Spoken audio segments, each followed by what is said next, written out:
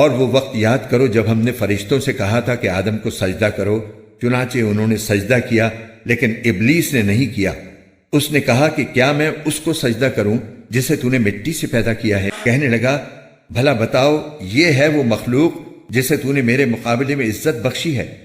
اگر تو نے مجھے قیامت کے دن تک مہلت دی تو میں اس کی اولاد میں سے تھوڑے سے لوگوں کو چھوڑ کر باقی سب کے جبڑوں میں لگام ڈالوں گا۔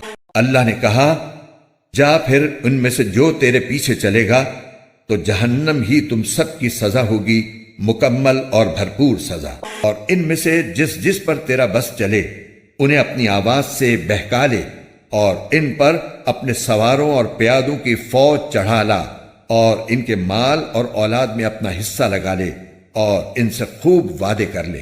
اور حقیقت یہ ہے کہ شیطان ان سے جو وعدہ بھی کرتا ہے وہ دھوکے کے سوا کچھ نہیں ہوتا۔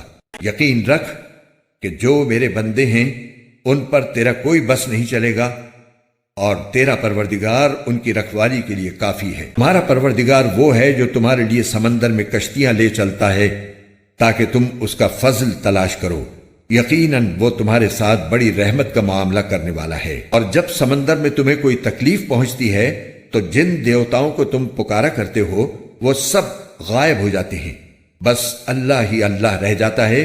پھر جب اللہ تمہیں بچا کر خشکی تک پہنچا دیتا ہے تو تم منہ موڑ لیتے ہو، اور انسان بڑا ہی ناشکرا ہے۔ تو کیا تمہیں اس بات کا کوئی ڈر نہیں رہا کہ اللہ تمہیں خشکی ہی کے ایک حصے میں دھسا دے، یا تم پر پتھر برسانے والی آندھی بھیج دے، اور پھر تمہیں اپنا کوئی رکھوالا نہ ملے؟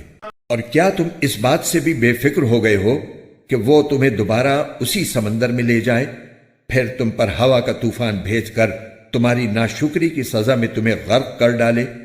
پھر تمہیں کوئی نہ ملے جو اس معاملے میں ہمارا پیچھا کر سکے۔ اور حقیقت یہ ہے کہ ہم نے آدم کی اولاد کو عزت بخشی ہے، اور انہیں خشکی اور سمندر دونوں میں سواریاں مہیا کی ہیں، اور ان کو پاکیزہ چیزوں کا رزق دیا ہے، اور ان کو اپنی بہت سی مخلوقات پر فضیلت عطا کی ہے۔